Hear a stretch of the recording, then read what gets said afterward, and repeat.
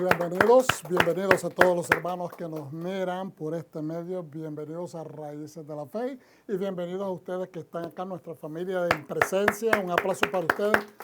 Gracias por sintonizarse con nosotros en esta hora especial en el día del Shabbat. Shabbat Shalom. Shabbat Shalom. Así es de que hoy, hermanos, sin mucho preámbulo, vamos adelante porque hoy tenemos el estudio de la porción, la Parashat Vayehi. Diga conmigo Vayehi.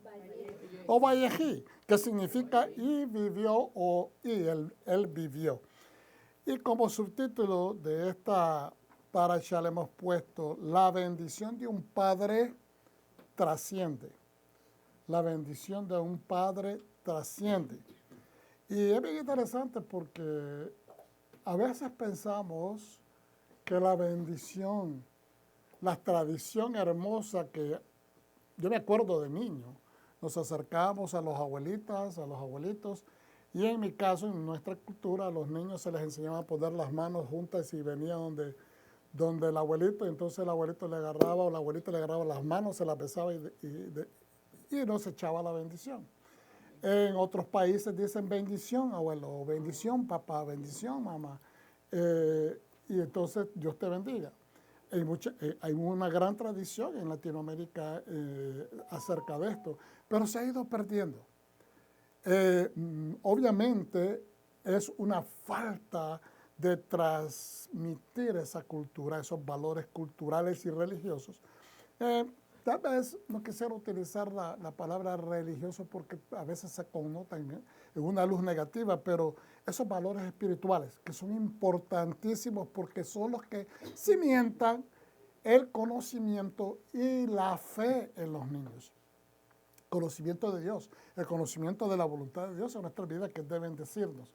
Entonces, es muy importante que rescatemos estos valores morales y espirituales que tenemos como herencia. Y no los sintamos como que son cursis porque quizás nos mudamos a otro país. En el caso de muchos hispanos que hemos venido a los Estados Unidos como primera generación de nuestros familiares o de nuestra familia que se han mudado a un país que tiene una cultura diferente o ya ni siquiera podríamos decir una cultura diferente, sino que es una especie de árbol psicodélico de frutos y de colores, con hojas de diferentes, ¿verdad? Pintadas de diferentes colores, porque aquí hay gente de todas partes del mundo, literalmente de todas partes del mundo. Por lo tanto, es importante, hermanos, que mantengamos esto, porque son esos pequeños valores los que los niños se aferran en el principio de su vida y que también los hace trascender a niveles mayores de fe. Entonces, la bendición de un padre trasciende y lo que queremos rescatar de ese subtítulo es que tomemos la importancia. Una bendición no es algo, simplemente un saludo, a veces se ha malinterpretado. Cuando nosotros en el vínculo de la quejilá, de la comunidad de creyentes, nosotros decimos que el Eterno te bendiga, que Dios Padre te bendiga en el nombre de Yeshua, nuestro Mashiach. No es simplemente un saludo, hermano. Eso no es un saludo. Usted está pronunciando una bendición a su comunidad, a sus hermanos en esa comunidad, a sus familiares, a sus papás, a sus hijos, etcétera, a su esposo, a su esposa. Y eso usted tiene que interpretarlo como que es algo más allá de un saludo. No se trata de ser tampoco una buena costumbre, algo nice, algo bien hecho, una costumbre sociocultural bien bonita, bien decente. No. Usted está bendiciendo, usted está utilizando el don que Dios le dio divino en Yeshua, el Mesías, a través de la impartición que fue dada a su vida del Espíritu Santo. Y cuando usted otorga esta bendición, usted está haciendo prácticamente la voz de Dios aquí en la tierra. Y por favor, no lo tome esto de una manera liviana. Le estoy hablando de una manera seria. No es simplemente un discurso para sonar bonito. Usted, en Mashiach, cuando usted bendice, entienda, ustedes y yo somos manos, somos pies del Eterno en la tierra, que a través de Yeshua hemos recibido la impartición del Espíritu de la Santidad. Y nos movemos y nos estamos moviendo dentro de hoy especialmente, que es un día especial, el espacio sagrado del Eterno, entonces tenemos que entender que aún ahí hay más peso. Y de eso se trata, que la bendición de un padre trasciende, que no es simplemente bendecir, hay aspectos proféticos que están envueltos en la bendición de Jacob, en la bendición de Moshe, inclusive en lo que pronunció Mashiach, Yeshua, antes de decirle adiós a sus talmidim, a sus discípulos. Y esas son las cosas que vamos a estar hablando y entendiendo en este día. ¿Cuántos dicen amén? Amén. Entonces vamos hacia adelante. Esta es Vayehi, la porción número 12. Y de la Torah vamos a estar viendo Génesis 47, 28 al 50, 26. De 47, 28 al 50, 26, prácticamente los últimos capítulos de Génesis. En Profetas miremos Primera de Reyes, capítulo 2, 1 al 12. Y Pacto Renovado, Nuevo Testamento, Juan 13, 1 al 19. Nuevamente, bienvenidos a Raíces de la Fe, Baruch Hashem, bendito sea el Eterno, que ustedes nos están acompañando. Y estos son algunos de los recursos consultados para la preparación de este mensaje. Tenemos de Sefaria, estuve ahí extrayendo algunos comentarios de los sabios. También del Humash, Torah Insights o luces, ¿verdad?, de entendimiento sobre la Torah. Y también la guía de estudio para JPS para entender la Haftarah, o que es prácticamente la porción de los profetas. Esta es la 12ª parashá del libro de Génesis, Vayehi, y él vivió en el ciclo anual de estudio de la Torah, es la número 12, repito, y aquí no hay ningún tipo de mandamiento, simplemente estamos concluyendo el libro de Génesis, donde ya lo hemos repetido en un sinnúmero de veces, de que solamente hay 3 mitzvot, solamente hay 3 mandamientos de los 613 en todo el libro de Génesis o Bereshit. Vamos hacia adelante y hacemos la oración. Por favor, si se ponen de pie, yo me quedo sentado, hermanos, para que así puedan leer los que nos miran por video, la oración. Berehut et Adonai Hamedoah. Baruch atah Adonai Eloheinu melech haolam asher bahar banu mikol ha'amim venatalanu et torato. Bendigamos a Adonai, bendito es Él. Bendito eres, Adonai, Dios nuestro y Rey del universo, quien nos escogió entre las naciones y nos instruyó con su Torah. Amén. Pueden sentarse, hermanos, gracias. Y vamos hacia adelante. Tengo bastante que compartir, así es de que con paciencia. Despacio y con buena letra, decía mi papá.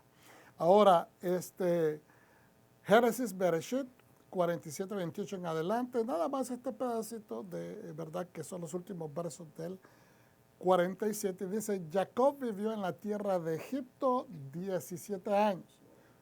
¿Cuántos años dijo? 17. Por lo tanto, Jacob vivió hasta tener 147 años.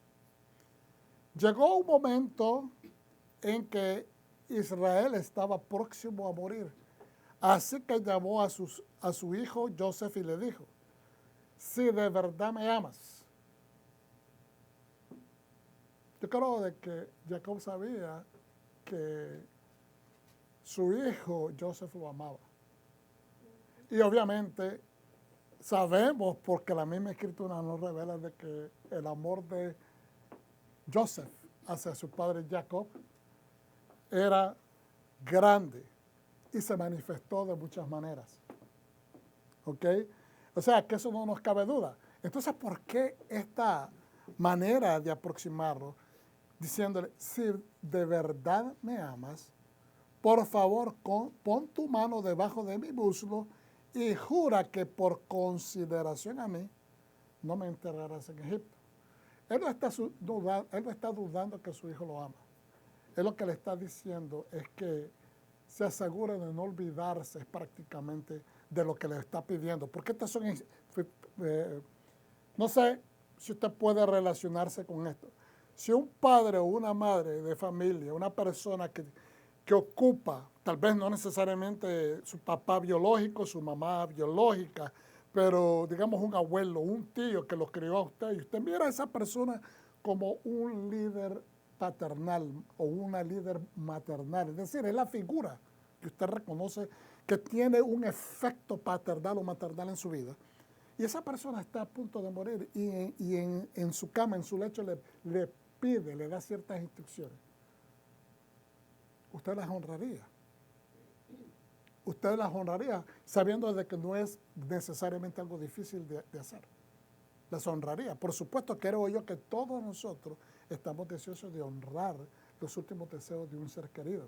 Pues aquí no se trata de que sí lo ama Joseph, se trata de que él quiere asegurarse que no se lo olvide.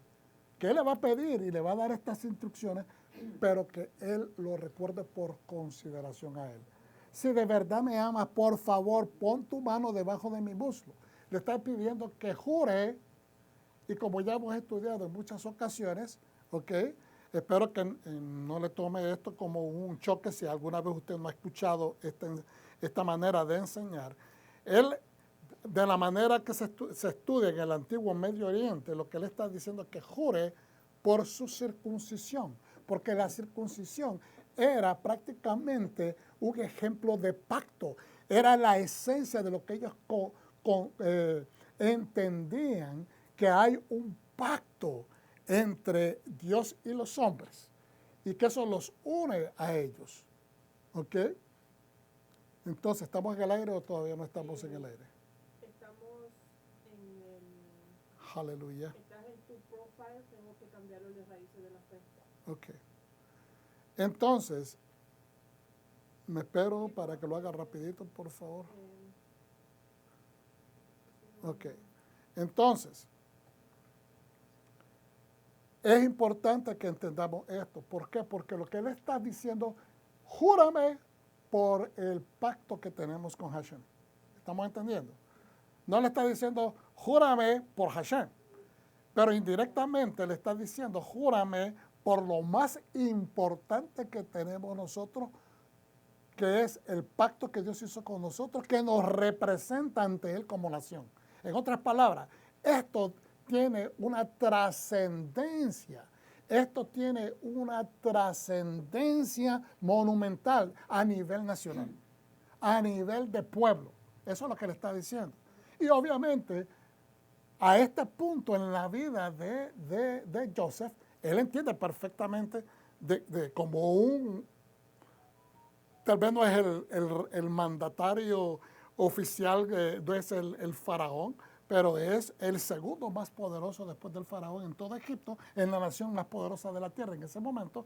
Entonces, ¿qué significa? Él entiende lo que le está diciendo. Si de verdad me amas, por favor, pon tu mano debajo de mi muslo y jura que por consideración a mí no me enterrarás en Egipto. Él está diciendo, mi padre, póngase ahora en la mente de Joseph, mi padre no se quiere quedar acá, enterrado acá, porque realmente él no pertenece acá.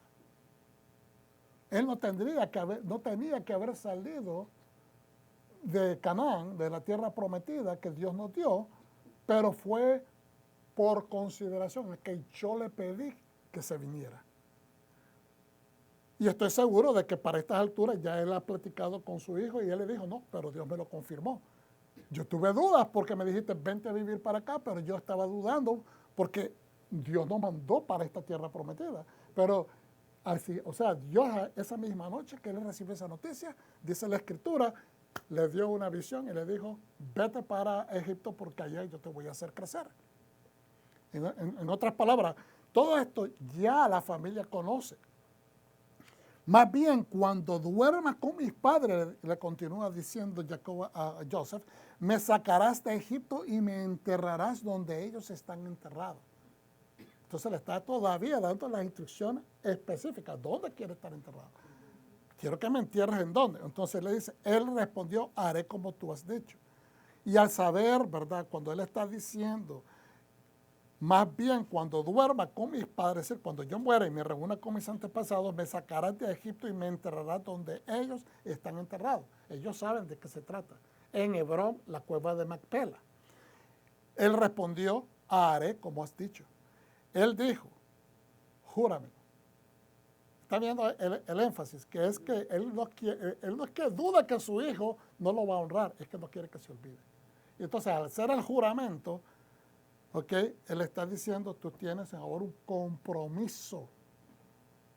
Y él se lo juró, entonces Israel se inclinó a la cabecera de su cama ¿verdad? Y volvió a recostarse. Entonces, yo quiero simplemente tocar algunos puntos rápidos acerca de esto, porque esta área ya la hemos estudiado en otras ocasiones, no quiero repetir mucho. Jacob vivió en Egipto el resto de sus días exactamente como se le ordenó Hashem. Hashem, nuestro Dios, creador de los cielos y la tierra, le dijo a él, como se lo acabo de mencionar, se lo confirmó, no, vete, hazlo, o sea, acepta la invitación de tu hijo, ¿verdad? Porque esto es plan mío, en otras palabras. Vivió ahí 17 años, la misma cantidad o edad de años que tenía Joseph cuando Jacob lo mandó a supervisar a sus hermanos y ya no lo vio, creyéndolo muerto. ¿Estamos entendiendo? Ok. No se me descuiden porque necesito que, para que así sigamos la secuencia. Jacob vivió en Egipto el resto de sus días exactamente como se lo ordenó Hashem. Vivió ahí, ¿cuántos? 17 años. Y es la misma cantidad de años o la misma edad en años que tenía Joseph cuando Jacob lo mandó a supervisar a sus hermanos y ya no lo vio. No sé si están viendo esta situación acerca de los años. 17 tenía cuando el muchacho fue a buscar a sus hermanos y sus hermanos lo terminaron vendiendo. Y después ahora, cuando llega Jacob a Egipto, y está Egipto bajo la administración de Joseph, él vive un total de 17 años en Egipto. Entonces, la Torah en el Sefer, o el libro de Génesis, tiene mensajes, símbolos y patrones proféticos, en especial aquellos que aluden a Mashiach y a su reino. En geometría, el número 17, 1 más 7 es igual a 8, está presente en la historia. Y el número 8, bueno, el número 17 es el número de Mashiach, pero también el número 8 es el número del Mesías, porque representa eternidad. La autoridad suprema divina y toda la autoridad delegada a un hijo de la obediencia. La autoridad suprema divina y toda la autoridad delegada a un hijo de la obediencia. Aquí nosotros sabemos que el número 7 representa al Padre, a Dios en esencia. Pero el número 8 representa a Mashiach, que es el hijo de la obediencia. Es entregada a Joseph, esa autoridad delegada es entregada a Joseph, ¿verdad? Que viene a pasar a ser en ese momento el salvador de su tiempo. Es decir, el Mesías, el salvador de su tiempo. Porque ¿qué significa el nombre de Yeshua? Salvación. Mashiach es en cierta manera el ungido, el enviado. ¿El enviado a qué? A salvar. Amén. Algunos eruditos ven estos puntos como mensajes de medida por medida. ¿Ok? ¿Cómo es eso? Porque esa terminología siempre la usamos cuando se trata de castigo. No sé, a veces lo hemos usado nada más en entendimiento de que él va a recibir medida por medida, como una retribución, como una especie de juicio. Pero también lo podemos ver en cosas positivas también. ¿Y de qué estamos hablando? 17 años vivió Joseph en su tierra antes de ser arrancado. Y ahora, 17 años le toca vivir a Joseph antes de morir. O sea, le toca vivir en Egipto, goza a su hijo, ¿verdad? Por 17 años.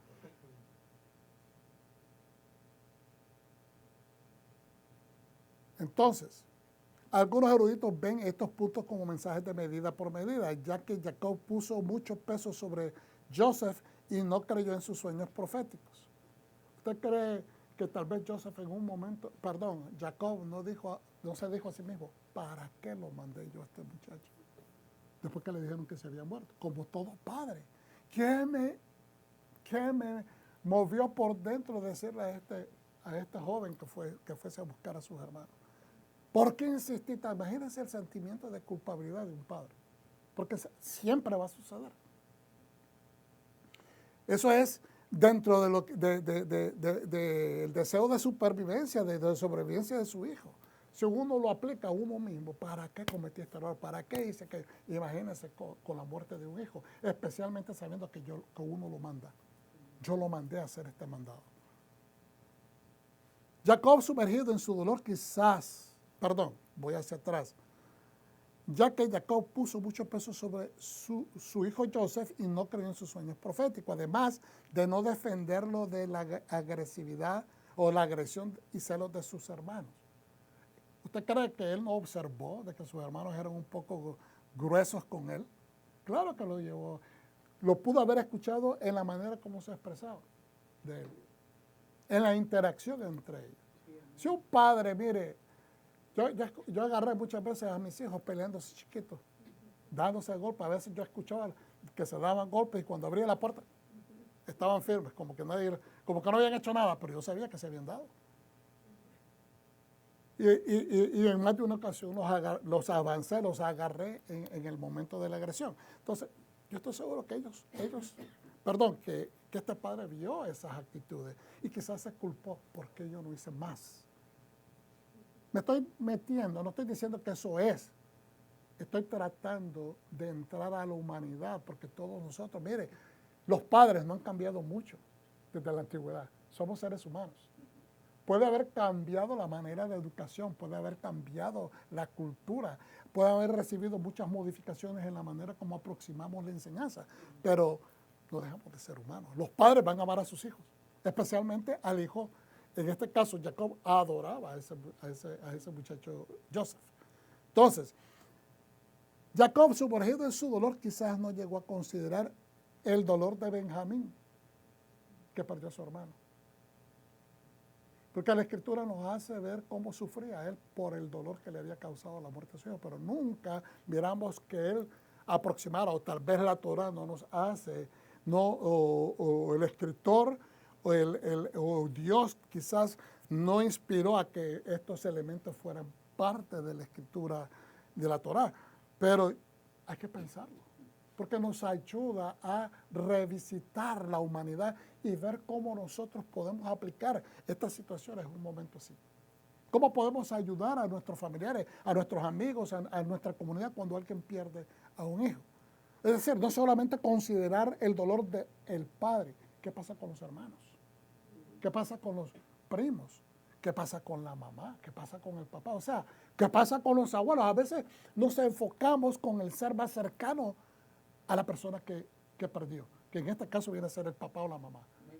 Pero ¿y los demás miembros de la familia acaso no sienten amor? ¿Acaso no sienten dolor? Todas estas cosas las tenemos que considerar porque son parte integral de cómo nosotros podemos modificar, cómo ser puentes, cómo ser personas que ayuden a levantarse a los demás. Entonces, ¿y por qué tanto énfasis en esto, pastor? Porque ese es el Mesías en nosotros.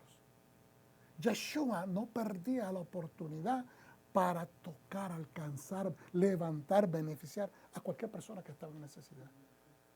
Lo miramos en el caso cuando llegó a aquel pueblo y entonces una madre dice que él tenía inmediato contacto con estas familias, pero él iba pasando por ahí, miró el féretro, miró, ¿verdad?, que iban a enterrar el féretro, o sea, me estoy imaginando que es como en estos momentos modernos, pero que llevaban a enterrar al muchacho, ¿okay?, el ataúd, y se enteró de que este era el único hijo de esta viuda. Y ahora, el único hijo que le ayudaba a sostenerse. Y tuvo misericordia porque dijo, ¿cómo? No, él no pensó, se murió el muchacho, pobrecito, no. Él dijo, tuvo misericordia, dice, de la madre. No solamente de su dolor, pero la Escritura hace hincapié, hace punto de observar de que esa madre, la única manera de sostenerse era ese hijo. Entonces no solamente es su dolor, sino quién la va a mantener. Y en ese tiempo era difícil para las mujeres, especialmente las viudas, y ahora una madre sin hijo. Entonces resucitó al muchacho. Basado, viendo aquel dolor, consideró no solamente el dolor, pero la necesidad. Entonces ahora acá abajo, en lo que está en amarillo, dice, algunos estudiosos han llegado a asociar a Joseph con el famoso faraón Akenatón. Yo no estoy diciendo que esto es así. Pero simplemente lo traigo como, ¿verdad? Porque hay muchos estudiosos, personas que estudian, personas que tienen mucha más experiencia en los ámbitos antropológicos, en los ámbitos, ¿verdad?, de cultura y todas estas cosas, pero simplemente es para compartir un punto de interés. Yo no necesariamente estoy 100% de acuerdo, pero es interesante, porque mire, algunos estudiosos han llegado a asociar a Joseph con el famoso faraón Akenatón, quien era monoteísta, es decir, creía en un solo Dios, y reinó por 17 años. Otra vez el número 17. Detalles completos de su reinado no son claros, asimismo de su propia muerte y de su tumba, que no se ha encontrado. Es decir, no hay certeza que se ha encontrado, porque se cree que la momia encontrada en 1907 por Edward R. Arlton, numerada tumba KD55 en el Valle de los Reyes de Egipto, es la de Akenatón, pero su identidad aún se sigue debatiendo. Es decir, no hay certeza en el mundo académico de que esta realmente sea la tumba de Akenatón. Entonces, ¿pero por qué hay cierto segmento de los eruditos que piensan que Akenatón podía ser el mismo Joseph? Porque qué raro que eran monoteístas, algo que nunca se había dado en Egipto porque eran politeístas, ¿me entiendes? Y surgió como algo no solamente revolucionario, pero contradictorio a la cultura, que le terminó, de acuerdo a muchos historiadores, le terminó costando también el reino. Al punto que erradicaron todo lo que él hizo. Sacaron su nombre de todos los murales. O sea, se dieron a la tarea de limpiarlo porque pensaron que era un loco, que era un hereje, que era una persona que estaba fuera de sí, que no representaba los intereses del pueblo, etcétera, etcétera, en muchos niveles. Entonces, que de repente una persona salga así y que desaparezca.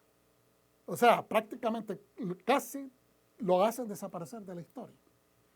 Entonces, porque lo cayeron extranjeros, eso es otro elemento. Entonces, por eso es que muchos dicen de que no refleja como los otros faraones, porque o él fue tomado como un extranjero o porque realmente pudo haber sido Joseph. Eso es lo que dicen los que saben, ¿verdad? Ahora, hay un resumen histórico y simplemente lo comparto con ustedes y ya van a ver el efecto, como dijéramos, espiritual. Esto lo tomé de un señor que es Stefan Kleisman, publicado en Alemania en 2020, y es un señor que tiene muchos estudios arqueológicos y le dedicó prácticamente a esta área 1000 horas, 1000 páginas y cientos de estudios relacionados con arqueología para llegar a estas conclusiones. Pero bueno, dice lo siguiente: en este capítulo se corrobora arqueológicamente la historia oscurecida por el faraón Ahmose de dos gobiernos iscos semíticos totalmente diferentes sobre Egipto. Entonces, él lo que hace es decir que este faraón Ahmose es el que se encargó prácticamente de oscurecer la historia.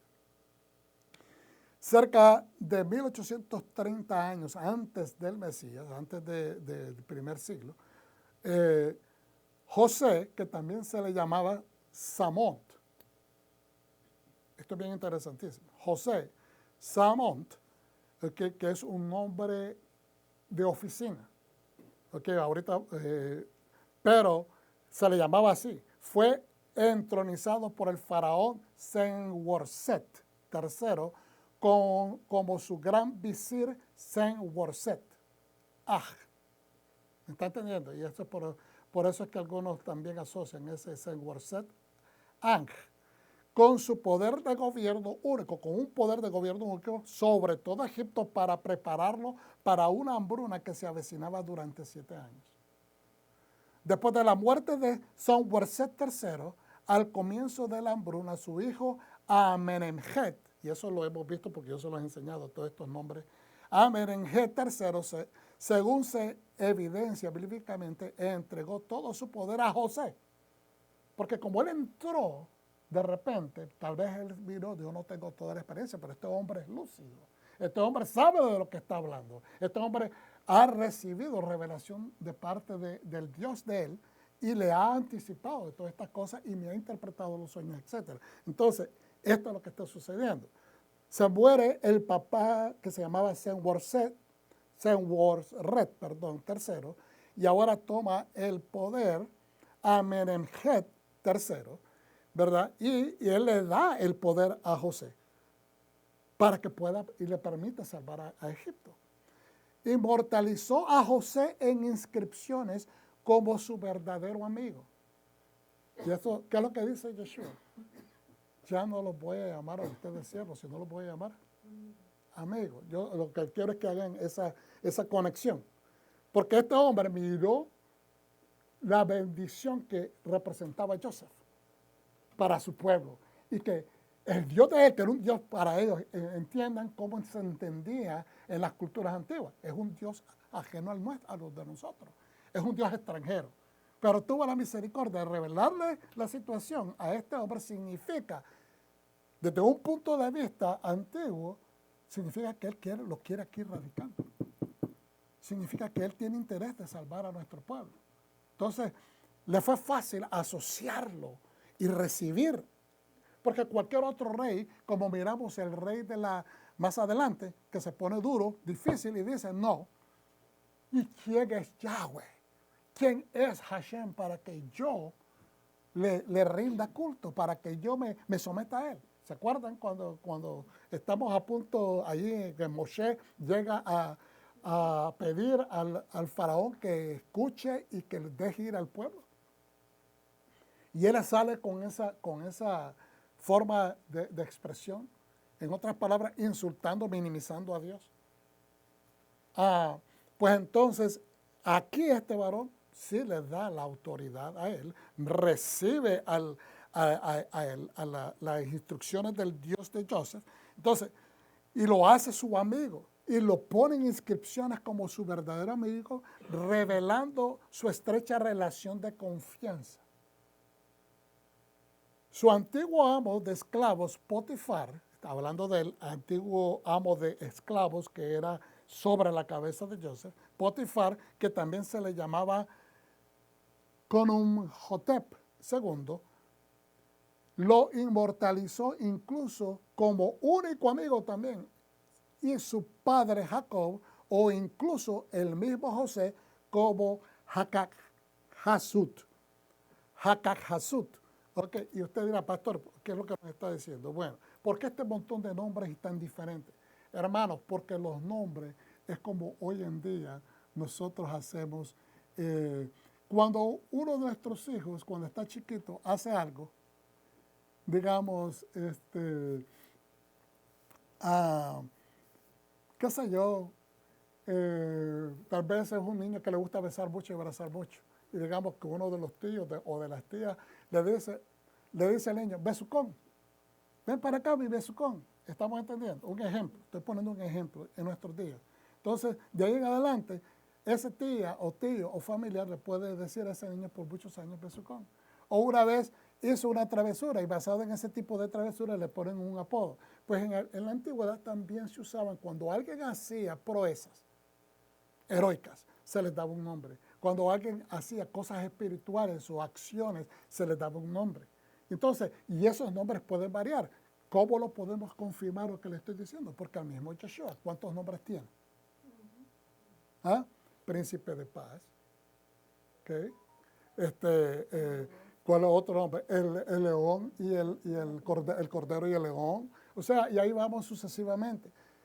Cada uno se oficializa dentro de una especie de segmento de su oficina para darnos un entendimiento de todo tipo de autoridad que le ha sido otorgado. Pues igualmente, En la antigüedad se le ponían estos nombres y usted va a ver que inclusive hay faraones que se cambiaban los nombres, se cambiaron los nombres 2 o 3 veces a través de su historia en el poder.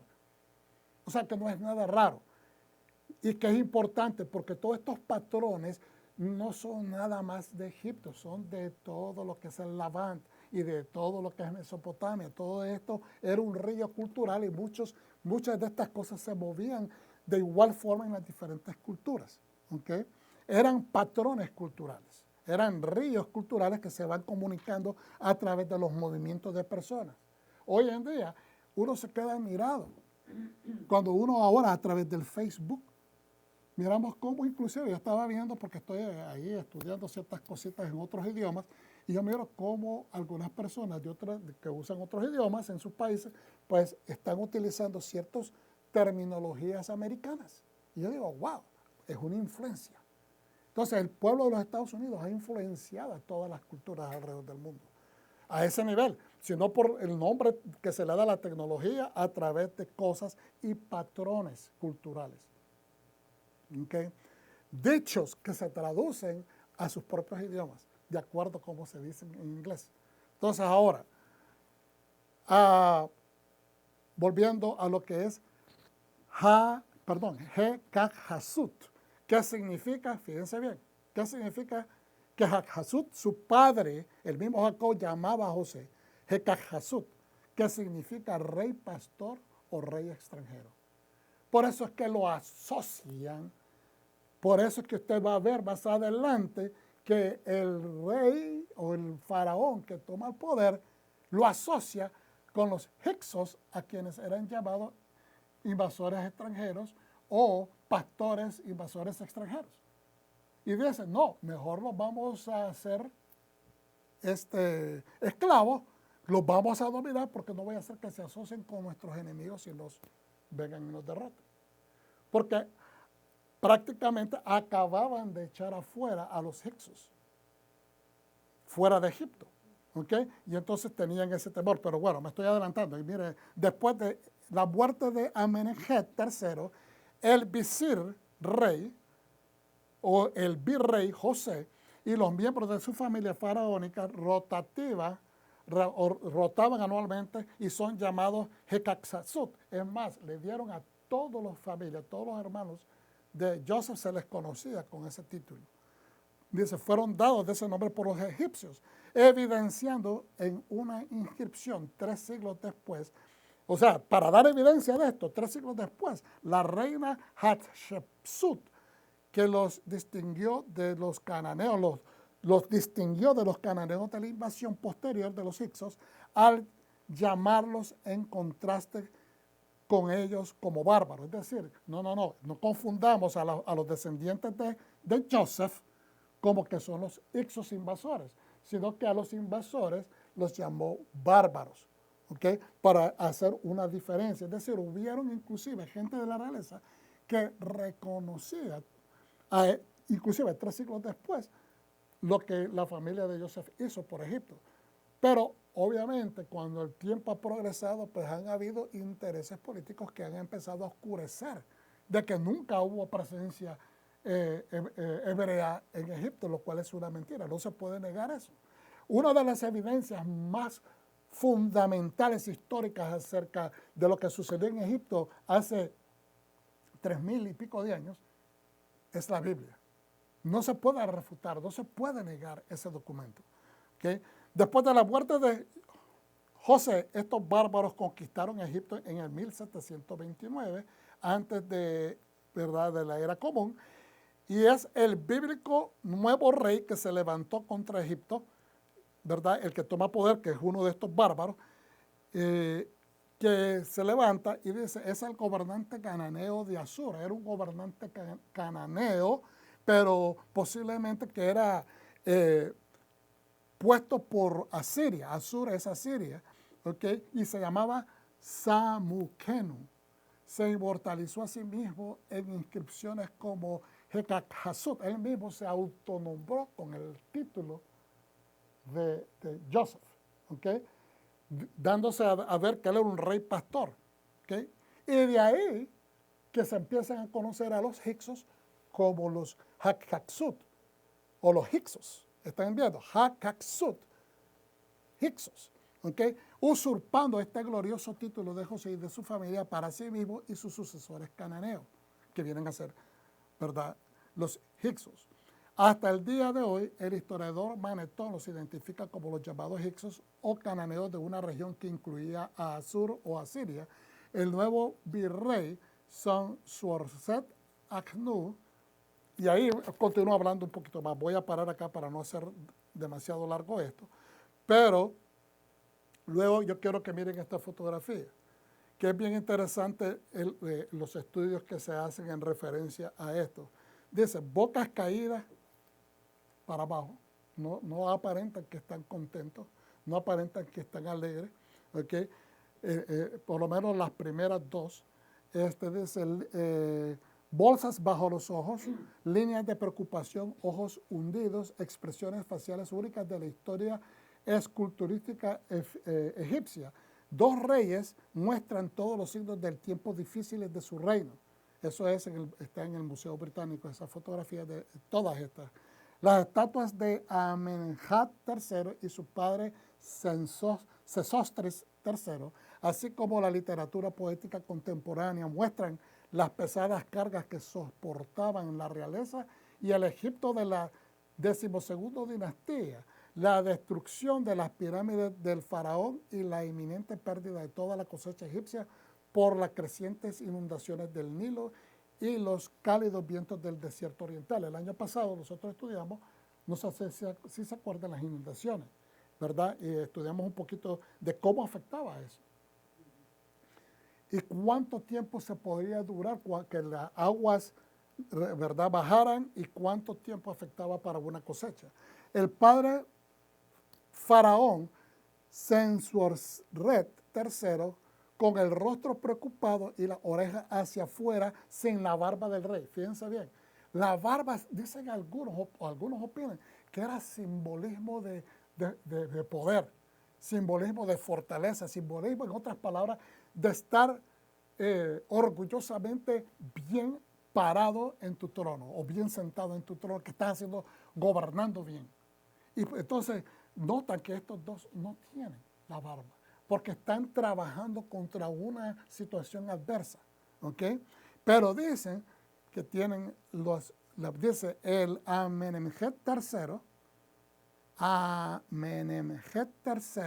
con el rostro preocupado y las orejas abiertas para oír las preocupaciones de su pueblo, sin la barba del rey también.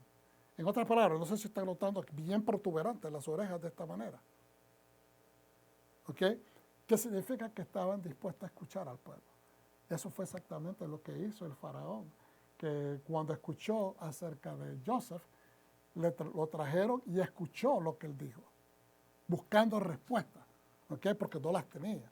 Entonces, su visir Samont, refiriéndose a Joseph, el único visir, el único virrey de la historia egipcia que se evidencia que llevaba la barba de rey, es en la tercera fotografía, que muchos piensan que esta misma de alto relieve, esta escultura, es parecida, dicen, a la de la última del lado derecho, que viene siendo también Joseph. Entonces dice, la foto extrema a la derecha es este oficial superior o visir con el mismo aspecto que se parece a la anterior, resulta ser un semita. Y es Hatshepsut, Joseph. Entonces, vuelvo y repito, estoy compartiendo esto con ustedes. Yo no digo que esto sea exactamente como lo dicen este erudito, pero dice, para obtener más información sobre esta escultura, dice, fabricada por el faraón Amenemhet III y de su funcionario superior, que es un semita, ¿verdad? Hay que desplazarse y ver esa conexión o ese link que está ahí. Ahora, vamos hacia adelante. Génesis 48. Después de un tiempo, alguien le dijo a Joseph que su padre estaba enfermo. Y llevó consigo a sus dos hijos, Manashe y Efraín. Le dijeron a Jacob, aquí viene tu hijo Joseph. Israel se llenó de fuerza y se sentó en la cama. Ya hemos estudiado este punto de que por qué el viejo se tuvo que levantar, por qué hizo ese esfuerzo, porque quería honrar a su hijo. Él sabía que realmente, técnicamente, él ya era el patriarca de Israel, todavía no llegamos a ese momento, pero de los hebreos, y que ahora él tiene esta posición de visir o de virrey en Egipto. Jacob le dijo a Joseph, el Todopoderoso se me apareció en luz en la tierra de Canaán y me bendijo. Aquí es donde empezamos a entender por qué la bendición de un padre trasciende. Él está explicando. La bendición que está sobre mí no me la di yo, no la obtuve yo, me la dio el Eterno, el Todopoderoso. Y me dijo, diciéndome, te haré fructífero y numeroso. ¿Y cuál es el nombre de Joseph? Ese es el significado. Joseph es fructífero. Eso es lo que significa. Pero le dice, y que Dios le dijo cuando le dio la bendición, te haré fructífero y numeroso, le dijo a Jacob.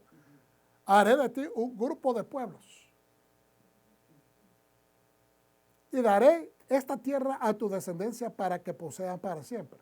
Entonces, si nosotros analizamos, estudiamos, ¿verdad?, la estructura, es decir, lo que está diciendo Jacob relacionándole a su hijo Joseph, lo que le dijo Hashem. Dice, te haré fructífero y numeroso. Van a ser muchos tus hijos, tu descendencia. Y dice, y haré de ti un grupo de pueblos. En otras palabras, voy a hacer tribus, van a salir de ti. Pero al mismo tiempo le deja saber con las siguientes palabras, y tenemos que entenderlo, tenemos que extraer, porque si no lo podemos leer y lo pasamos desapercibido. Y daré esta tierra a tu descendencia. A tu descendencia, nuevamente. ¿Quiénes van a salir de ti? Grupos de pueblos. Pero inmediatamente dice, y daré esta tierra a tu descendencia para que la posean para siempre. En otras palabras, todo ese grupo de tribus van a tener como lugar céntrico esta tierra, la tierra, ¿verdad?, de Canaán. Se está refiriendo a la tierra prometida que en ese momento se llamaba Canaán.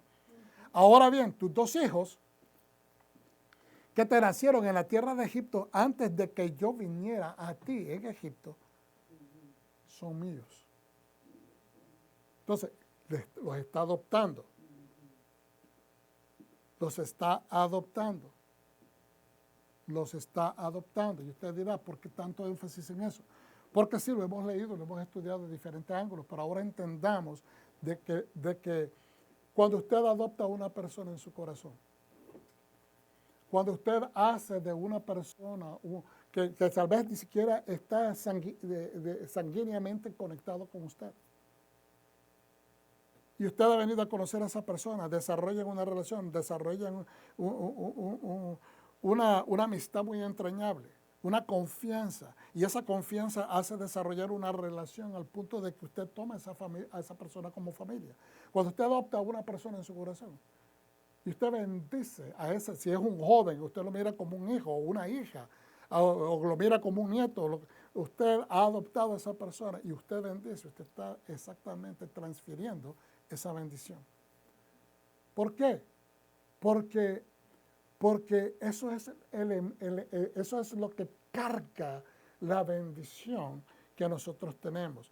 Nosotros hemos recibido, no de un patriarca, pero hemos recibido la bendición en nuestra vida, en nuestra existencia, a través del Mashiach, Yeshua, a quien fue otorgada toda autoridad. Y cuando nosotros bendecimos a alguien, a quien hemos adoptado como familia, es así como lo estamos bendiciendo. Trasciende. Su bendición es algo importante. Por lo tanto, también no la podemos dar al revés y al derecho. Usted no mira, o sea, una bendición paternal, una bendición de ese calibre, a un nivel no se le daba en todo momento a las personas, sino que había momentos específicos. No estoy hablando meramente de una bendición patriarcal o de primogénito. Estoy hablando desde el punto de vista como padre de familia, como madre de familia. ¿Okay? Como una persona que quiera a una persona a ese nivel, entrañablemente. Ahora bien, tus dos hijos que te nacieron en la tierra de Egipto, antes que yo viniera a ti en Egipto son míos. En otras palabras, es que se los está quitando. Pero él está hablando un idioma que tal vez para nosotros en estos momentos, 3000 años después, es extraño. Porque Joseph no le refutó, ¿cómo se dice? No rechazó este lenguaje. Porque él entendía lo que estaba diciendo. Tú eres mi hijo, tú perteneces con tu familia, pero como estás comprometido, te ha adoptado el faraón y sería contradictorio que él te dejara ir o que tú te fueras de regreso. Yo tengo todavía el derecho como tu abuelo, tal vez no el derecho, tal vez no exigentemente, pero hace sentido que yo me lleve a tus hijos de regreso a la tierra de su parentela. Efraín y Manasés serán tan míos como lo son Rubén y Simón. Los hijos que te nazcan después de ellos serán tuyos. Pero para los efectos de la herencia serán contados. ¿Para efectos de qué? Cuando usted bendice, usted está otorgando una esencia de usted a otra persona. No sé si usted lo entiende. No es simplemente de que usted imparte una bendición para que le vaya bien a una persona. Hermanos, cuando el judío ora, y a veces muchas personas en el mundo occidental no entienden estas cosas, que van a una tumba y dicen, ¿están idolatrando al que se murió? No van a idolatrar a ninguna persona que ya está muerta, porque ellos saben de que eso sería un acto de inframundo, y Dios no es un Dios de oscuridad, ni de inframundo, ni de muerte, es un Dios de vivo. Pero lo que van es a orar como un punto de referencia. Señor, este varón que está acá era el padre de esta comunidad. Era un hombre justo, era un hombre en los méritos de este varón o de esta mujer que está acá, que era una persona justa. Nosotros oramos para que tú tengas misericordia, escuches, porque nosotros estamos caminando en los pasos de esta persona. Nosotros tenemos a Yeshua. ¿Y qué es lo que hacemos? ¿Qué es lo que dice Rab Shaul? ¿Okay? Que tenemos intercesor, que tenemos un mediador ante Dios por nosotros. Yeshua, el hombre. ¿Okay? Cuando dice Yeshua, el hombre, no es que significa que lo está minimizando, lo que está diciendo es el que caminó entre nosotros, a que nosotros, o sea, aunque él no lo vio, pero el que caminó entre los hombres. El que se materializó en forma de hombre para beneficiarnos, para traernos el mensaje, para enseñarnos cómo caminar correctamente. Entonces, no es que la Torah no servía para instruir, pero a veces uno, aunque tenga las instrucciones, necesita un maestro. Entonces, cuando nosotros pedimos en el nombre de Yeshua, estamos haciendo exactamente lo mismo. En el caso de Yeshua, murió, pero resucitó. Y esa es la ventaja que muchos pues no pueden entender en el mundo de ortodoxia. Pero ese es el mismo concepto que otras religiones, ¿verdad? Desgraciadamente piden a través de los santos, pero lo piden a manera de idolatría, porque no lo están haciendo bien. Se mal utilizaron las formas, ¿verdad? Y usan y piden a través de esas imágenes, que es, ¿verdad?, un gran error. Y no estoy criticando a nadie, simplemente de dónde es que salen y surgen estas cosas para que tengamos un entendimiento más profundo. Aquí, en este caso, ahora bien, tus 2 hijos que te nacieron en la tierra de Egipto antes que yo viniera a ti en Egipto son míos. Los está adoptando. Efraín y Manasés serán tan míos como Rubén y Simón. En otras palabras, van a recibir el mismo trato, el mismo nivel. En otras palabras, no los va a traer a la familia y van a ser los sobrinos de los otros hermanos. Van a ser hermanos en ese nivel. ¿Por qué? Porque van a representar a su padre. Los hijos que te nazcan después de ellos serán tuyos, pero para los efectos de la herencia. Entonces, cuando usted hereda algo, usted sabe que no solamente cuando la persona hereda a sus hijos las cosas materiales, no solamente son las cosas materiales, hermano. No son las cosas materiales. Es la esencia de toda su existencia. Todo lo que usted le deja a los hijos, y tenemos todos que entender esto. Cuando nuestros padres nos heredan, mire, pueden ser simplemente joyas, pueden ser terrenos, puede ser una casa, puede ser un vehículo. Quizás eso es todo lo que te dejó. Pueden ser sus herramientas, lo que sea. Puede ser mucho dinero también, o puede ser poco dinero.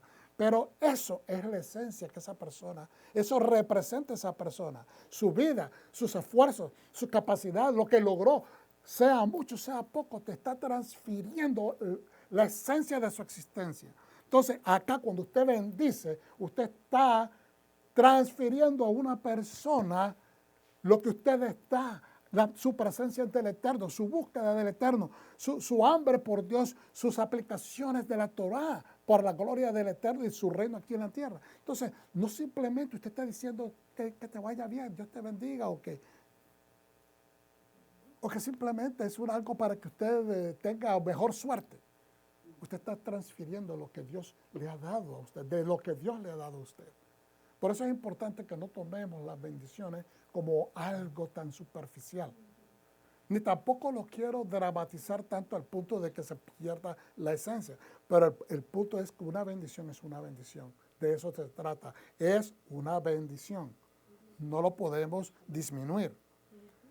En cuanto a mí, cuando yo venía de Padán, Raquel murió repentinamente mientras viajábamos por la tierra de Canaán, mientras todavía estábamos a cierta distancia de Efrat. Así que la enterré allí en el camino a Efrat, también conocido como Beit Lehem o Belén. Entonces, los sabios dicen que aquí él empieza a comunicarle esto a su hijo porque él quiere que él entienda de que porque él enterró a su madre en el camino a Efrat, no significa que ella tenga un nivel más bajo, o no, esa es la esposa que él amó. Es su primera esposa porque a él lo engañaron. Es la mujer con quien él iba a casarse, pero le dieron a otra mujer. Por lo tanto, es importante que él, su hijo, su primogénito de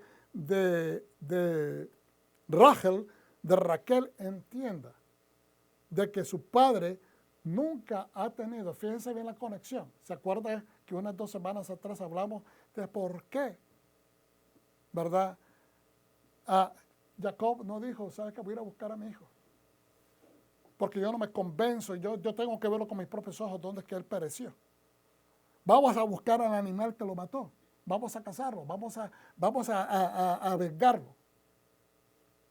Nada, no vemos esa actitud en las Escrituras. No es que sea mala, no entendemos, ¿verdad?, por qué se dio, pero era una pregunta que teníamos. Ahora, la otra parte es por qué Joseph no fue, ya en poder, no fue personalmente a buscar a su padre. Si él pudo ir a enterrarlo, ¿por qué no pudo haberlo ido a buscar anteriormente también?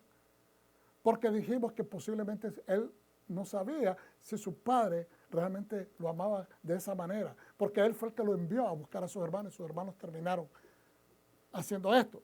Son simplemente preguntas. No estamos diciendo que eso exactamente sucedió. Pero acá miramos, ¿por qué ahora él tiene que hacerle ver a su hijo que él no ha tomado a su madre y que la dejó, como quien dice, tirada ahí? ¿Por qué le está pidiendo que lo entierre? Acuérdense que anteriormente él pidió que lo enterraran, que no lo dejara en Egipto. Pero ahora que él se enferma y él llega a verlo y se lleva a sus hijos con él, él lo que quiere es que él entienda por qué él le ha pedido aquello que no, pero que no vaya a pensar de que porque él va a ser enterrado al lado de Lea y su mamá está enterrada en el camino de Efrata, que significa que él no amaba a su mamá o que no le da ese mismo nivel de posición. Entonces Israel vio a los hijos de Joseph y preguntó, ¿quiénes son estos? Ya estaban creciditos. ¿Okay? No eran realmente muchachos grandes, posiblemente tenían 12 años o algo así. Joseph respondió a su padre, son mis hijos que Dios me ha dado acá. Y Jacob respondió, quiero que me los traigas acá para que pueda bendecirlos. Ahora bien, los ojos de Israel estaban apagados por la edad, de modo que no podía ver. Joseph acercó a su hijo a él y él los besó y los abrazó. Israel le dijo a Joseph, nunca esperé volver a verte.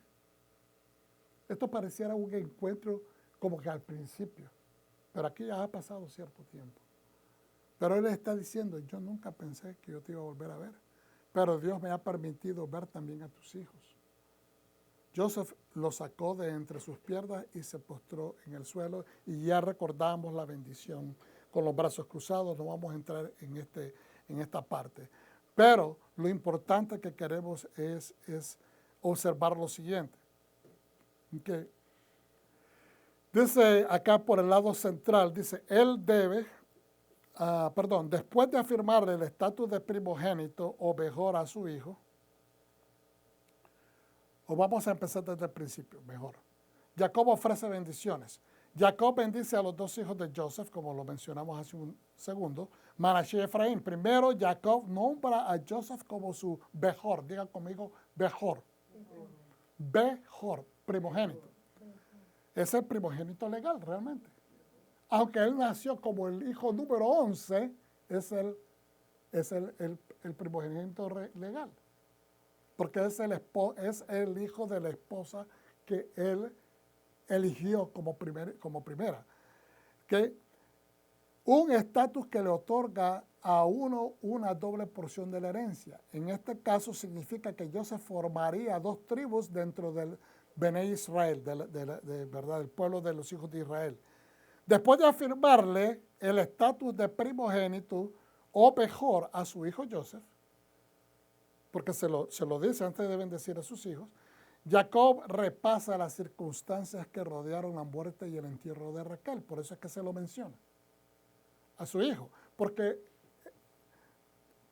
él está tratando de poner todo en su lugar. Él sabe de que está enfermo, no sabe si se va a morir ya todavía no es ese punto cuando manda a llamar a todos los hijos, pero él sabe que está enfermo y está viejo y quiere dejar las cosas en su lugar.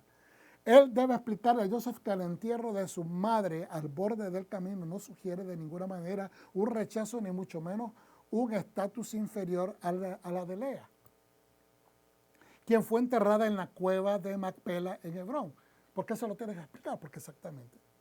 A ver, yo pido que me vayas a enterrar donde están todos mis antepasados, ¿verdad? Donde Abraham está con Sara, Isaac está con Rivka, ¿verdad? Y yo voy a ir allá, yo quiero que me vayas a enterrar, ahí va a estar Lea, pero no tu mamá. Por eso se lo tienes que explicar, en qué circunstancias.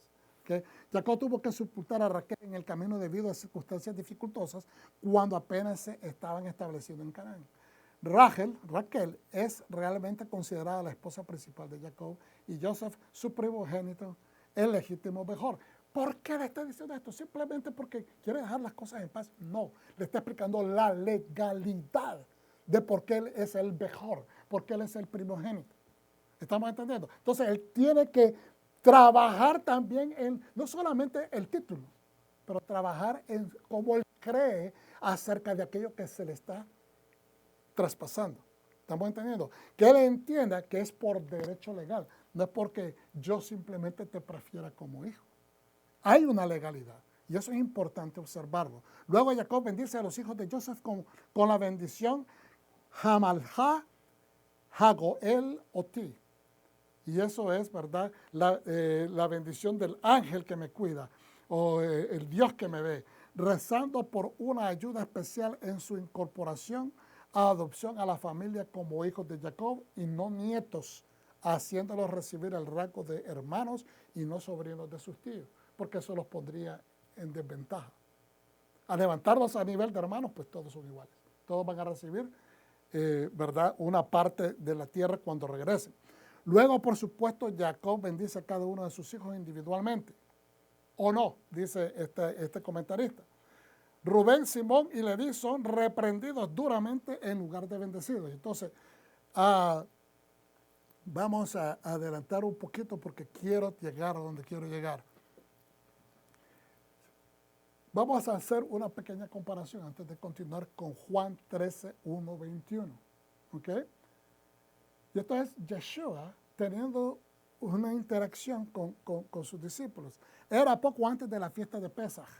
Y Yeshua sabía que había llegado el momento de pasar de este mundo al Padre. Habiendo amado a su propio pueblo en el mundo, los amó hasta el fin.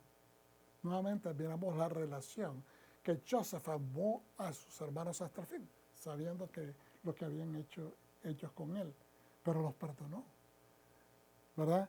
Estaban cenando y el adversario ya había puesto en el corazón de Yehuda ben Shimón de Kiriot, el hombre de Iscariot, ¿verdad? De Kiriot, el deseo de traicionarlo. Judas Iscariote se traduce en las versiones más modernas. Yeshua sabía que el Padre había puesto todo en su poder, toda autoridad le había sido dada, y que había venido de Dios y estaba regresando a Dios. Él sabía quién era. ¿Están entendiendo? Lo que el papá Jacob estaba haciendo con su hijo Joseph, no simplemente te voy a transferir una bendición, recíbela. Lo que le está diciendo, tienes derecho porque toda autoridad se te ha otorgada.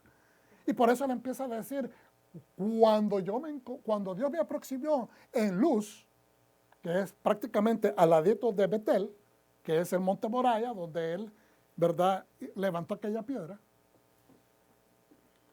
y me bendijo.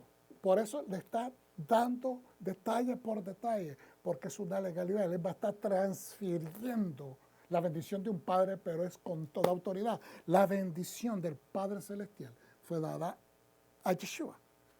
Entonces, dice, y que había venido de Dios. Él sabía su identidad. Él sabe quién es, y estaba regresando a Dios. Entonces se levantó de la mesa, se quitó la ropa exterior y se ató una toalla a la cintura. Luego echó un poco de agua en una palangana y comenzó a lavar los pies de los discípulos y a enjugarlos con la toalla que estaba ceñida en su cintura. Vino a Shimón Kefa, quien le dijo, Señor, ¿estás lavando mis pies? Yeshua le respondió, todavía no entiendes lo que estoy haciendo, pero con el tiempo lo entenderás. No, dijo Kefa, jamás me lavarás los pies. Si no te lavo, no tendrás parte conmigo, le respondió Yeshua. Entonces, entendamos lo que está sucediendo con Joseph entonces. Le está lavando la mente su padre con palabras, quítate toda duda que tú no tienes derecho. Quítate toda duda que te inculcaron tus hermanos, que no tenías derecho, que no eras el mejor, que tú eres el hijo primero, o que tú no tienes el patriarcado, que tú no tienes la primogenitura. Quítate ese pensamiento porque tú lo mereces. Lo recibes porque es derecho legal. Eso es lo que está alabando. Entonces, Yeshua aquí le está diciendo también a Pedro, si tú no aceptas que yo te limpie los pies, no se trata de humildad. Lo hemos enseñado de esa perspectiva, pero aquí se trata de legalidad. Si tú no permites que yo te lave los pies, significa que hay un orgullo escondido detrás de ti que puede surgir más adelante, puede salir. Y así, y lo vamos a ver ahorita cómo se explica la misma escritura, te lo explica. Entonces dijo, Señor, respondió Shimón Kefa, Pedro, no solo los pies, sino también las manos y la cabeza. En otras versiones dice todo el cuerpo. Yeshua le respondió, uno que se ha bañado no necesita lavarse. Porque le dijo, todo, lávame todo. No, uno que se ha bañado no necesita lavarse, excepto los pies, porque su cuerpo ya está limpio. En otras palabras, los pies son los que te llevan por el mundo. Entonces, en otras palabras, donde tú te metes, es donde te puedes ensuciar. Donde tú te metas, tanto físicamente como espiritualmente, puede tener un efecto en tu vida. Donde como tú camines tu vida de Torah, como tú aplicas la vida el conocimiento de tu Torah en tus acciones, en la manera como tú camines, eso es lo que por eso es que tus pies necesitan ser limpiados, lavados, para que te afirmes correctamente. Amén. ¿Okay? Especialmente cuando te empiece la persecución. Que te afirmes. Entonces Yeshua le respondió, uno que se ha bañado no necesita lavarse excepto los pies porque su cuerpo ya está limpio y vosotros estáis limpios, pero no todos. ¿Y por qué le dice eso? Porque él sabía quién lo traicionaba, por eso dijo, no todos estáis limpios. Después de lavarle los pies, tomó su manto, volvió a la mesa y le dijo, ¿entienden lo que les he hecho? ustedes me llaman rabí. Imagínense, entienden lo que yo les he hecho, lo que les estoy enseñando, y me imagino que todos se volvieron a ver. Imagínense todos, o sea, pudieron estar entendiendo lo que acaba de explicar, pero no todos dentro del barco profético, porque ellos quieren saber, todos los seres humanos queremos saber qué va a pasar en el futuro, todo. Eso no es un pecado querer saber. El pecado es tratar de ir a consultar cosas que no tenemos que consultar. Tenemos que creer en Dios, tener emuná y tener bitajón. La emuná que sobrepasa todo entendimiento y también confianza en lo que Dios nos ha dicho. Después de lavarle los pies, tomó un manto, volvió a la mesa y les dijo, entienden lo que yo he hecho, ustedes me llaman rabí y señor, y tienen razón porque lo soy. No está hablando jactanciosamente, él es el maestro de ellos y él es el señor de ellos en el sentido de que es el señor, a él se le ha dado la autoridad. Ahora bien, si yo, el señor y rabí, les he lavado los pies, ustedes también deben lavarse los pies unos a otros.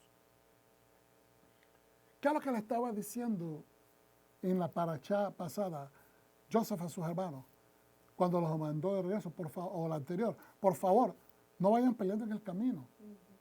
No vayan discutiendo de quién tiene, en otras palabras, quién tiene la culpa, quién me echó de cabeza, quién me vendió, quién no me vendió, de quién fue la idea de hacerme daño. No discutan porque va a surgir rencilla. Perdónense, así como yo los he perdonado, perdónense. Traigan a mi padre. Eso es lo que le importaba a él. Y aquí mismo les está diciendo Yeshua, son instrucciones. Ustedes también deben de lavarse los pies unos a otros, deben de perdonarse, deben de afirmarse unos a los otros, deben de creer lo que yo les he enseñado, practicarlo y inculcárselo unos a otros. Porque les he dado ejemplo, yo les he dado el ejemplo, para que ustedes hagan como yo les he hecho. Si en verdad les digo, el siervo no es mayor, en verdad les digo, el siervo no es mayor que su amo, ni el enviado es mayor que el que lo envió. Nuevamente aquí nos está diciendo que él no es mayor que el padre, él no es el padre, él es el hijo. Y él no vino a quitarle el kiosco al papá. Si saben estas cosas, serán benditos si las hacen. Si ustedes están bien conscientes, bien entendidos de lo que yo les estoy diciendo, ¿ok? Serán benditos si las hacen. La bendición está no solamente en seguir la instrucción que el Eterno nos ha dado en su Torah, pero está en la manera como la aplicamos, en justicia, en verdad, en perdón, en reconciliación. No es para acusarnos unos a otros. A veces peleamos en las diferentes, no peleamos, ¿verdad? Pero el debate que existe, que es normal de congregación a congregación, de movimiento a movimiento, de denominación a denominación, y está más basado en no conocerse. Porque todo el mundo pasa su percepción de lo que ha aprendido dentro de la perspectiva que se le enseñó de su maestro o de esa denominación. Pero nadie se pone a pensar, nunca, todo el mundo lo dice, pero nadie lo considera, que son muchas más cosas las que nos unen en el pensamiento, en el entendimiento de la Escritura, de lo que nos divide. De esas diferencias. ¿Sabe por qué hay esas diferencias?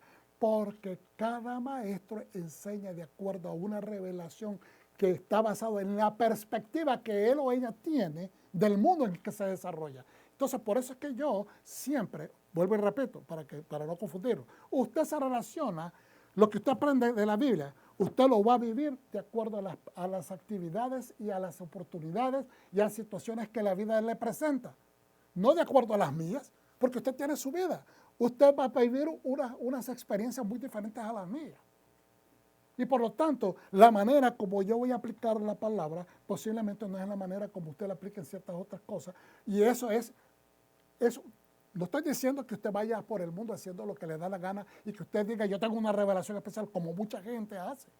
Eso no es lo que estoy diciendo. Yo no estoy diciendo que usted ahora tiene la libertad de aplicar la Biblia como usted le dé la gana. No, yo no estoy diciendo eso de ninguna manera. Lo que estoy diciendo es que usted tiene una interpretación de algo o se le ha enseñado de una manera y usted va a utilizar esa manera que sus maestros le han enseñado y la va a aplicar. Y eso le da resultados. Y eso se aplica a su vida. Y a usted le hace sentido. Pero a la otra persona también lo que la otra persona le enseñó también le va a hacer sentido. Entonces se vuelve parte de tu identidad. Por eso es que la gente pelea, porque están defendiendo la manera de vida que ellos tienen. Pero no es así que la palabra de Dios, no es así que la palabra de Dios realmente tiene significado, no es, que es la palabra viva. Porque todos escuchamos esta misma palabra que yo estoy ahorita compartiendo con ustedes. Y a todos ustedes les está ministrando en diferentes formas de acuerdo a la problemática que ustedes están viviendo en este momento. O la están asociando con situaciones en su vida o situaciones con familiares o están diciendo, ahora entiendo aquello que no entendía. Pero cada uno de ustedes está aprendiendo de acuerdo a una experiencia individual. Por eso es que la bendición de Jacob a sus hijos no es una bendición generalizada para todos, sino que se dedicó a darle una bendición individual a cada uno.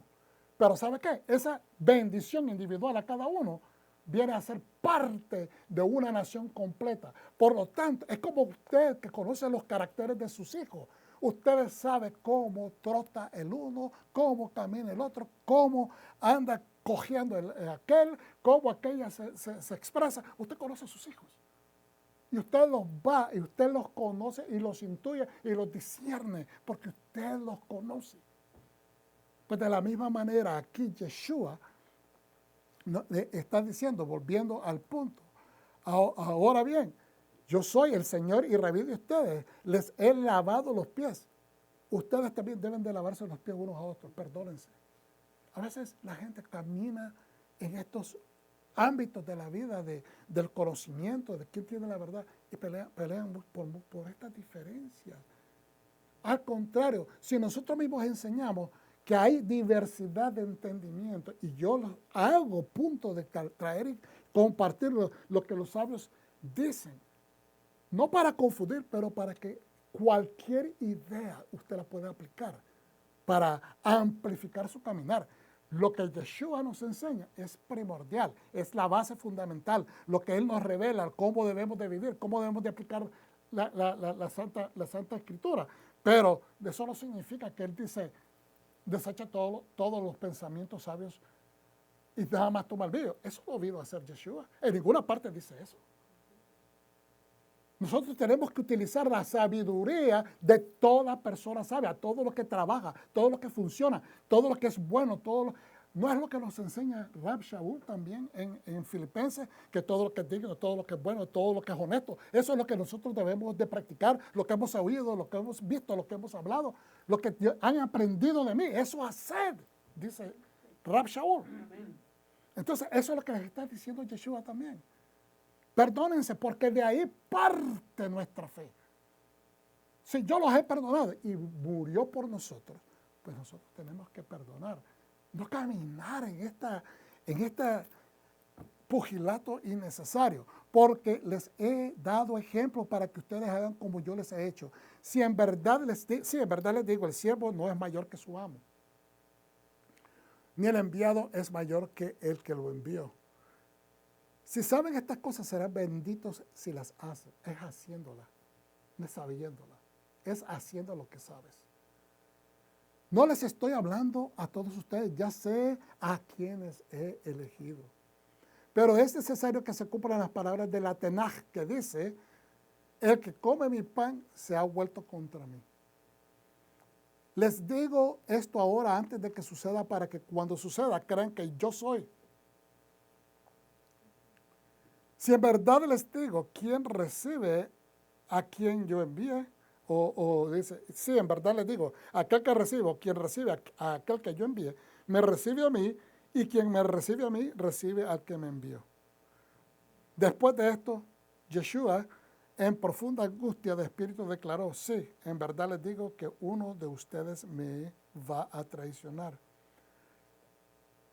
Y aquí miramos tal vez un poquito a entender lo que Joseph estaba pensando, que él sabía que en algún momento sus hermanos lo podrían agredir. ¿Usted cree de que él nunca pensó eso? Que la agresividad, la burla, el bullying que recibía Joseph no era para que él tuviera un poco de miedo. Lo que pasa es que era tenaz. tenía un espíritu de guerrero.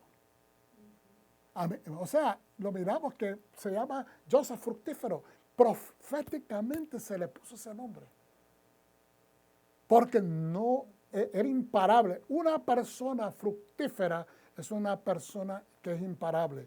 El árbol, la semilla muere, tiene que surgir, tiene que nacer, tiene que subir, tiene que aguantar los vientos, el calor, el frío, todas estas cosas para poder llegar a aquel primer momento que da fruto. Él quería fructificar, ser una bendición de parte de Dios para su vida y obviamente para su familia. Sí, en verdad les digo que uno de ustedes me va a traicionar. Ahora termino con esto. Aleluya. En Génesis 49, entonces Jacob llamó a sus hijos y les dijo, reúnanse y acérquense y les diré lo que les sucederá en el Ajerit Hayamim los días venideros. Y aquí hay una pequeña controversia, no es una gran cosa, pero sí hay personas que están de acuerdo de que lo que él le da a ellos es una bendición de padre. Hay unos que dicen porque hay regaños. Estamos viendo. Él regaña a 3 de sus hijos. ¿Ok? Y los pone en su lugar. Entonces dicen, está hablándole a ellos como padre, ¿no? Pero hay otros que dicen, no, les está hablando proféticamente. Y aquí lo está diciendo. Él les dice, y les diré, ven, reúnanse, acérquense, vayikra. Y les diré lo que les sucederá en el Ajarit Hayamim, en los días venideros, en los días del futuro. Algunos traducen los días del fin. Entonces, si les va a hablar del futuro, y hemos estudiado en el pasado, no sé si ustedes se acuerdan, de que de cierta manera Dios no le permitió, dicen los sabios, ver hasta el futuro más allá, sino que les dio un nivel limitado de entendimiento para hablarles. Y que ese entendimiento se concentró nada más en los caracteres y cómo sus caracteres y sus atributos van a afectar positiva o negativamente a la nación de Israel. Porque todo lo de Génesis, todo lo del Bereshit, hermanos, del libro de Bereshit, de Génesis, todos son cosas proféticas. Toda la Torah es profética. Hay patrones de repetición que se miran, que se van a dar, que van a volver a suceder. Y entonces, miren lo que dice en el verso 2. Reúnanse y escuchen, hijos de Jacob. Presten atención a Israel, su padre. Rubén, tú eres mi primogénito, mi fuerza. Fíjense bien cómo empieza. Los principios de mi virilidad, aunque superior en vigor y poder. Le está diciendo, eres superior en vigor y poder. Este hombre era un hombre fuerte. No era una persona como muchos piensan, porque el padre que lo conoce nos está dando una descripción al dedo de lo que eran sus hijos. Y entonces dice, eres inestable, dice, aunque superior en vigor y poder, eres inestable como el agua. Es decir, tú eres caótico, tu carácter es caótico. Aguas inestables en la antigüedad es equivalente a caos. ¿Ok? Porque hay aguas pasibles. Pero las aguas inestables significa caos. Por eso tu superioridad terminará. No es que se va a morir, sino de que muchos dicen de que el número de la tribu de Rubén era más pequeño que en relación a todos sus hermanos. ¿Okay? Porque subiste al lecho de tu padre y lo profanaste. Es decir, por tu pecado ha sido disminuido. Él subió al lecho de mi concubina. Lo está hablando enfrente de todos. ¿Estamos entendiendo? Que muchos toman esto como una afrenta para Rubén, como una vergüenza. No, él no está tratando de avergonzar. Él está hablando de algo familiar que ya se conoce. Esto es conocimiento familiar. Él sabe que ha faltado. Él sabe de que perdió esa posición. Esto no es nada, no. Él está hablando futuramente lo que va a suceder. ¿Estamos entendiendo? Él no lo está avergonzando en frente de su hermano. Es de dominio familiar el conocimiento de que él hizo esto. ¿Okay? Shimeón y Leví son hermanos, dice. Y acuérdense que en este momento muchas personas tienen problemas con esta bendición o este regaño, porque dicen, pero Leví, no es Leví el sacerdocio, sí, pero en ese momento no. ¿Estamos entendiendo? Fíjense en lo que Shimón y Leví son hermanos. emparentados por armas de violencia. A los dos les gusta la pelea. Los dos son tremenditos, de verdad. Sí. No me dejes entrar en su consejo. Ahora, está hablando papá que se va a morir en un momento. No me dejes entrar en su consejo. ¿Qué? ¿Por qué? Porque ellos quisieron ir a pelear.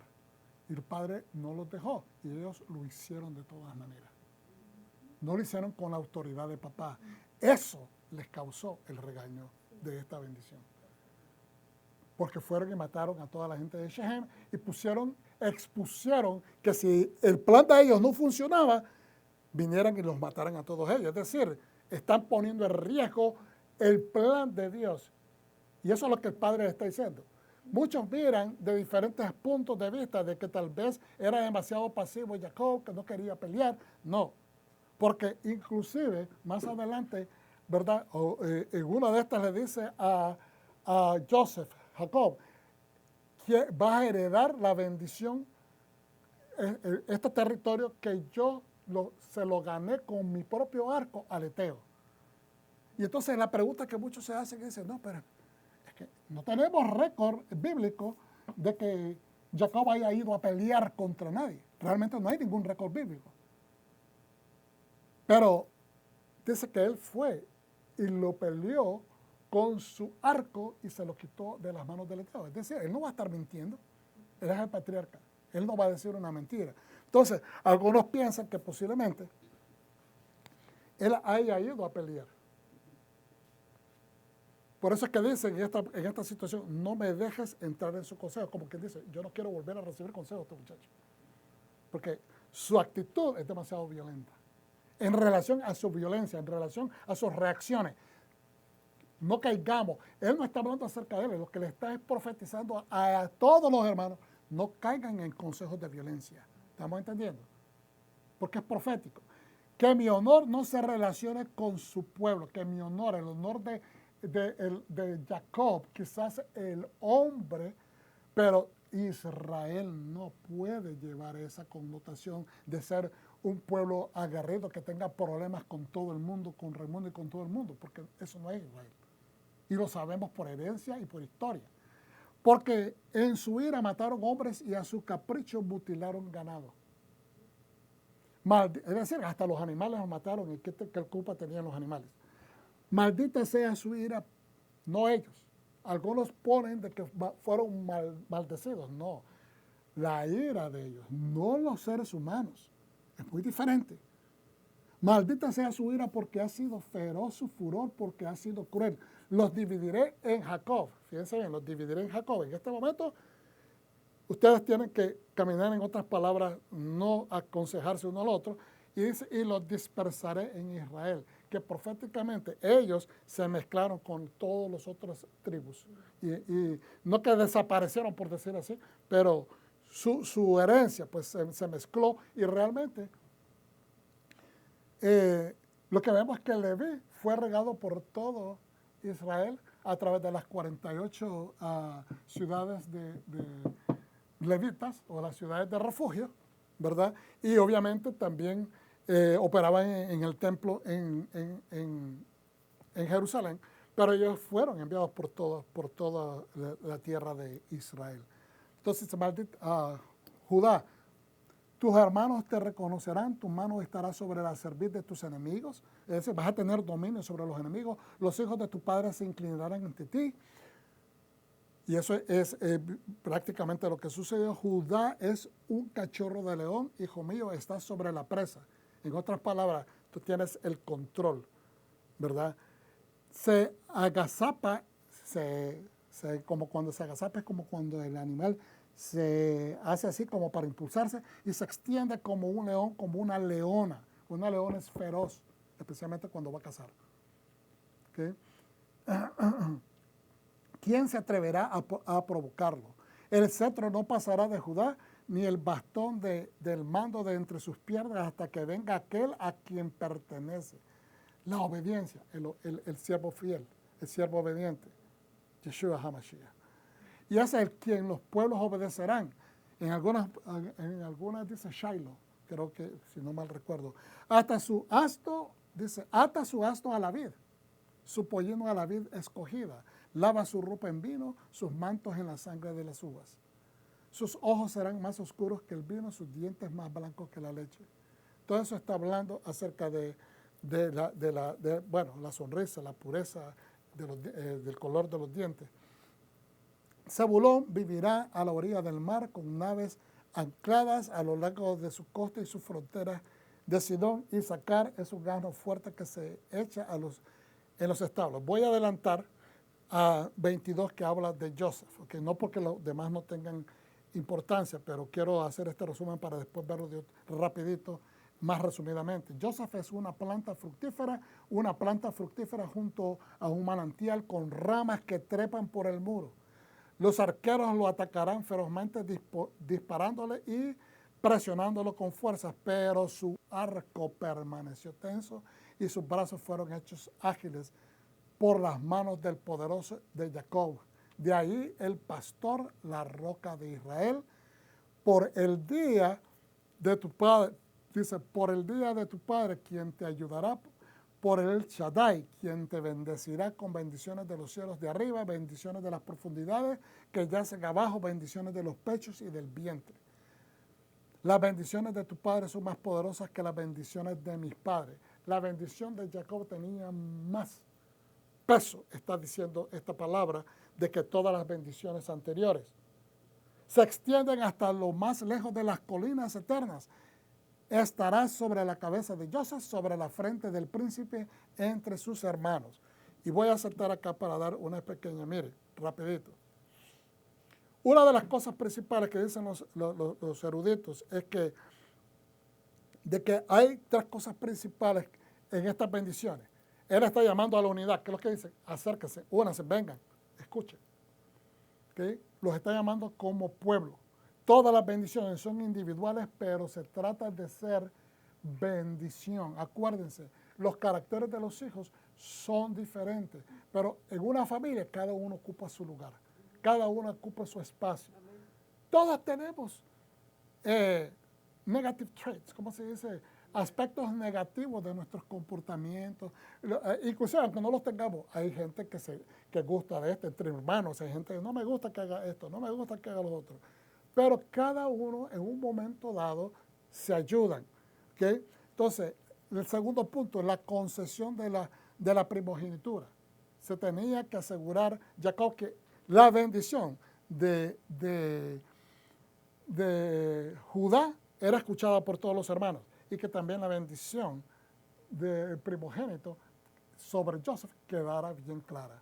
Entonces, legalmente está ejecutando una herencia, es un testamento prácticamente en frente de todos, no ausente de nadie. Entonces, y tercero, el nombramiento de un líder.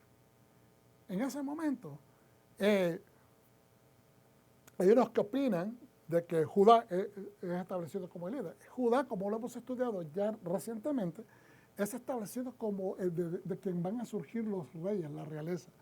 Pero el líder inmediato pasa a ser Joseph, porque es el que tiene la primogenitura y es el que tiene patriarcado, por decirlo de esa manera. ¿Okay? Obviamente que no se le llama patriarcado porque él no está ejerciendo en la tierra de la promesa. ¿Okay? Ahora, pero sus hijos van de regreso y después son los que realmente toman un auge grande, que es el punto que después Efraín pasa a ser el nombre de todas las tribus del norte o el reino del norte. Un Midrash dice que Jacob exigió la enfermedad. Fíjense bien lo que dicen los sabios.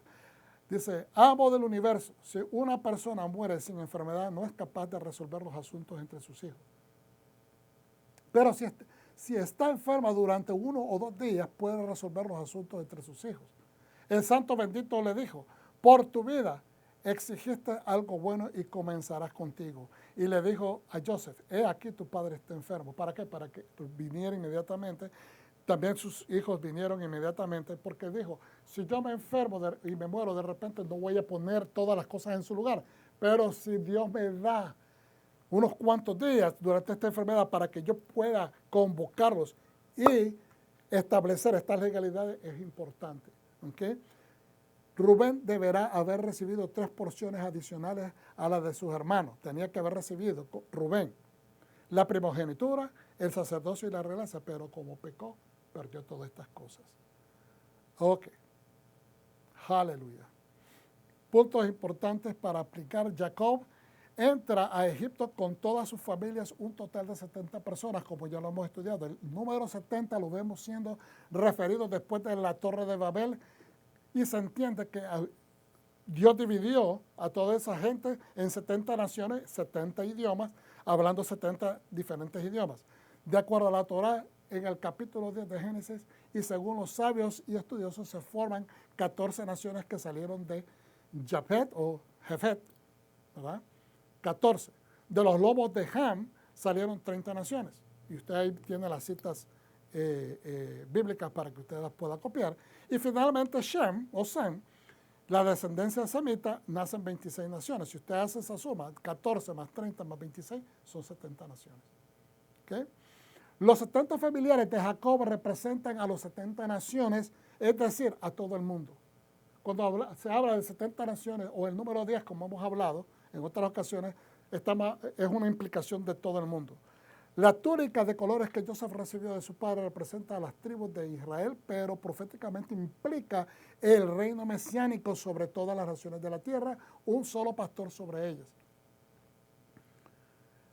La sierva, entonces, ahora sabemos que Yeshua representa la unión de los dos palos, de las dos varas.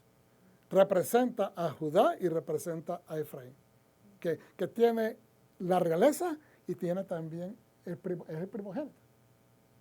¿Okay? Tiene la autoridad del patriarcado. Entonces, realeza y patriarcado, y tiene el sacerdocio en el cielo. En la tierra ya sabemos que le pertenece a Leví. Pero la sierva de Raquel, Bila, ¿verdad? Y la sierva de Lea era Silpa. Mujeres matriarcas, incluyendo Sara y Rebeca, vinieron de las naciones.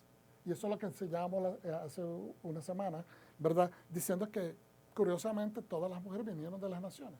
Que ha sido el plan de Hashem desde el principio, que todas las naciones participen de esta oportunidad que ha sido abierta en el Mesías Yeshua, para que todos vengan al conocimiento. Nadie se pierda y tengan vida eterna. Cuando dicen amén. Y que también fue Abraham Caldeo y su esposa Sara que llegaron a Canaán e iniciaron la nación. Dios no tiene planes exclusivistas con nadie. Dios tiene un plan mundial.